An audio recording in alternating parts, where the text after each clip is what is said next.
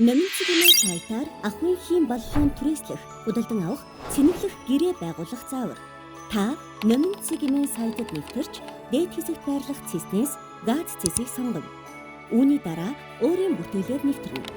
Хэрэв бүртгэлгүй бол бүртгүүлэх цэсийг сонгон шинээр бүртгүүлнэ. Сайт дээр гэрээ байгуулах хэсэг гарч ирэх бөгөөд та өөрийн хувийн мэдээллийг үнэн зөв бүрэн бүглэнэ. Үүний дараа худалдан авах эсвэл түрээслэх сонголтоос тохирохыг сонгож илгээх товчийг дарна. Таны илгээсэн хүсэлтийн дагуу гэрээ 24 цагийн дотор баталгаажин байгуулагдана. 24 цагийн дараа гэрээ байгуулагдсанаар ахуйн хийм боллон түрээслэх, ахуйн хийм боллон худалдан авах, ахуйн хийм боллон цэнэглэх гэсэн 3 сонголтоос өөрт тохирох үйлчилгээг сонгоно. Дараагийн алхамд хэмжээ хэсгээс боллооны хэмжээг сонгоно. Салбар сонгох хэсэгт дарж өөртөө байрлах салбарыг сонгоно. Сонголтоо хийсний дараа үргэлжлүүлэх товчийг дарна. Ингэснээр төлбөр төлөх хэсэг рүү шилжинэ.